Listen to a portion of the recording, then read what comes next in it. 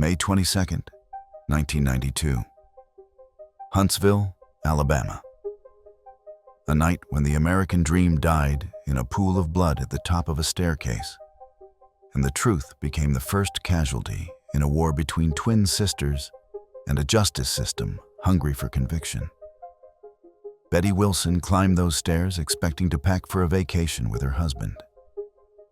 Instead, she found Jack Wilson's lifeless body sprawled in the hallway, his blood seeping into the expensive carpet of their perfect suburban home. The 911 call crackled with genuine terror. I walked in. I saw Jack lying on the floor. But in that moment of discovery, Betty had no idea she was about to become the prime suspect in a murder case that would destroy her life and expose the terrifying arbitrariness of American justice. The real killer was already vanishing into the Alabama backwoods, leaving behind a web of lies that would trap an innocent woman for life.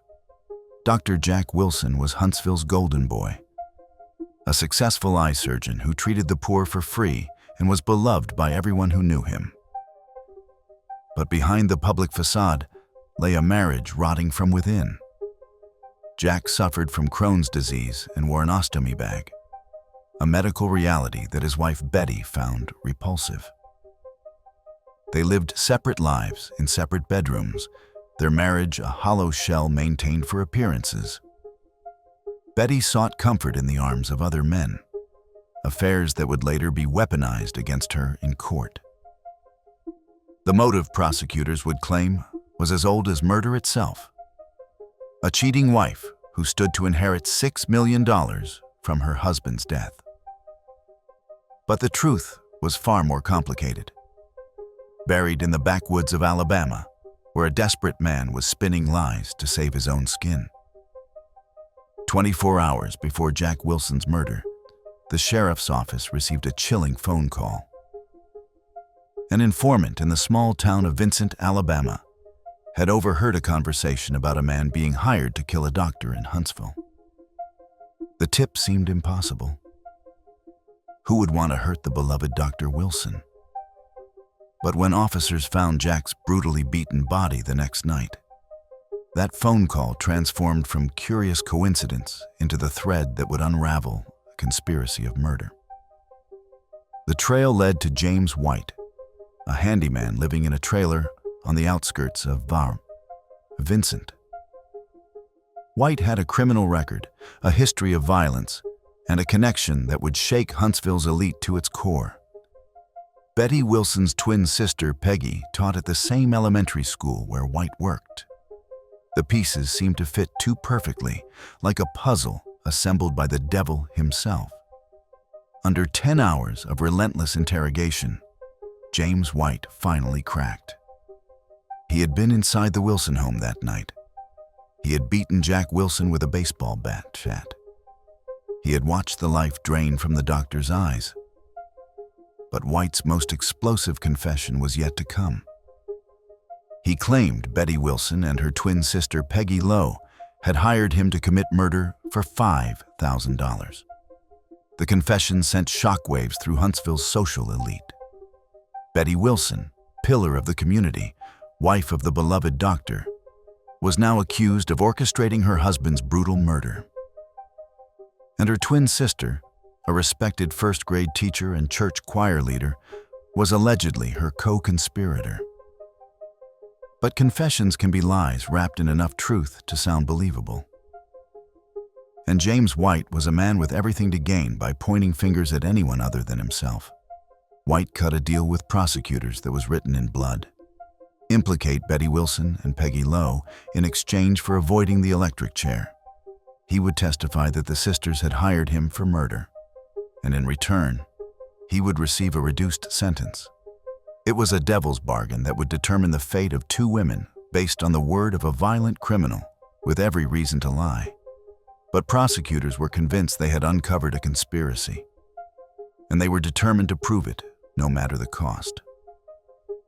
The sisters would be tried separately, facing identical charges based on identical evidence.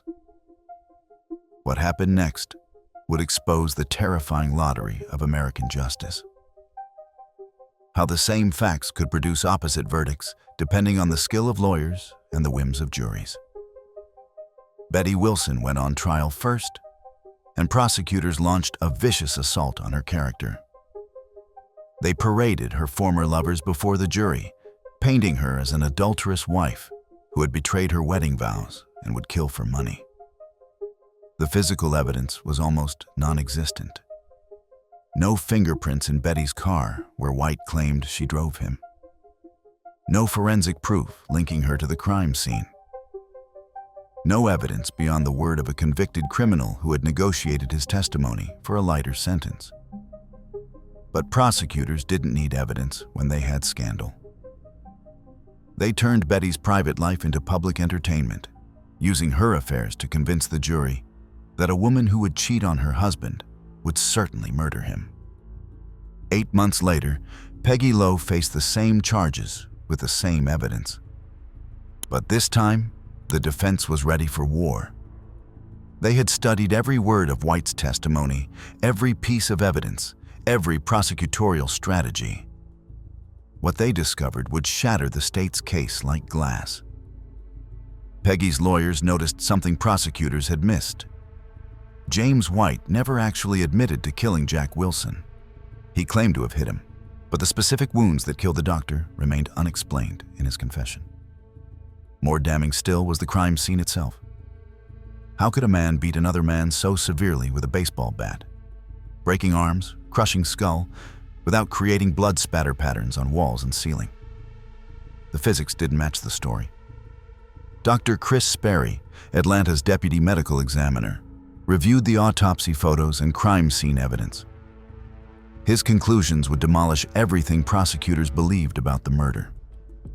The wounds on Jack Wilson's head were inconsistent with a baseball bat, which would cause crushing injuries like an eggshell.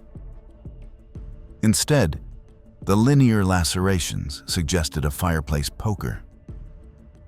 The lack of blood spatter indicated the beating hadn't happened where the body was found. Most shocking of all, Dr. Sperry proposed a completely different scenario.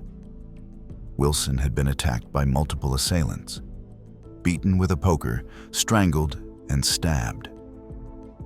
His body was then wrapped in a tarp, carried into the house, and positioned to make it look like he died there. Blood was smeared on the baseball bat to create false evidence. If Dr. Sperry was right, then James White's entire story was a lie. The prosecution dismissed Dr. Sperry's testimony as irrelevant. They argued it didn't matter how Wilson died. The question was whether the sisters had conspired with White to kill him. But if the murder didn't happen the way White described, then his testimony was worthless. And if his testimony was worthless, then there was no case against either sister. The jury in Peggy's trial saw what the first jury had missed. They deliberated for less than 2 hours before returning their verdict. Not guilty. Peggy Lowe walked free while her twin sister rotted in prison. The same evidence, the same witness, the same prosecutor. But two completely different outcomes based on how the story was told. After Peggy's acquittal, James White recanted his confession entirely. He signed an affidavit stating he had never met Betty Wilson, had never been hired by either sister, and had made up the entire story to avoid the death penalty. Later, he claimed he was coerced into signing the recantation and returned to his original story. But the damage was done. The star witness had admitted to lying under oath, calling into question everything about the case. Which version was true? Had White lied in his original confession or in his recantation? Was he a killer trying to frame innocent women, or a pawn forced to help cover up a conspiracy? The truth may have died with James White, leaving behind only questions and the wreckage of lives destroyed by a system that valued conviction over truth. Today, Betty Wilson remains in prison, serving a life sentence based on the testimony of a confessed liar and evidence that couldn't convict her identical twin sister. Her appeals have failed, her hopes dimmed, her life effectively ended by a system that confused scandal with guilt. Peggy Lowe lives free but haunted, knowing her sister pays the price for a crime that may never have happened the way prosecutors claimed. She visits when she can, bearing the terrible knowledge that justice is often nothing more than luck of the draw. The Betty Wilson case exposes the terrifying reality of American criminal justice. Identical evidence can produce opposite verdicts, depending on factors that have nothing to do with guilt or innocence. The skill of attorneys, the composition of juries, the order of trials, all can determine whether an accused person walks free or dies in prison. James White served his reduced sentence and was eventually paroled, having successfully traded the lives of 2 sisters for his own freedom. Whether he was a killer who escaped justice or a pawn in a larger conspiracy, he achieved his goal, avoiding the electric chair by giving prosecutors the enemies they wanted. The real horror of this case isn't just that an innocent woman might be in prison. It's that we may never know for certain whether she's innocent at all. The evidence is contradictory. The witnesses are liars, and the truth has been buried under layers of prosecutorial misconduct and defense theatrics. What we do know is that the same facts convicted one sister and freed another. That a confessed liar was believed by one jury and dismissed by the next. That justice in America can be as arbitrary as a coin flip and twice as final. Betty Wilson sits in her cell tonight, a victim of a system that values certainty over truth and conviction over justice. Her twin sister walks free, carrying the weight of survival guilt and the knowledge that, but for the grace of God and a better defense attorney, their positions could easily be reversed. In the end, the Wilson case stands as a monument to the fallibility of human judgment and the terrible power we give 12 strangers to determine the fate of the accused. It reminds us that justice is not blind. It's simply blindfolded, swinging a sword in the darkness and hoping to hit the right target. Sometimes it does. Sometimes it doesn't. And sometimes the difference between freedom and life in prison comes down to nothing more than the skill of storytellers and the wisdom of strangers who hold lives in their hands.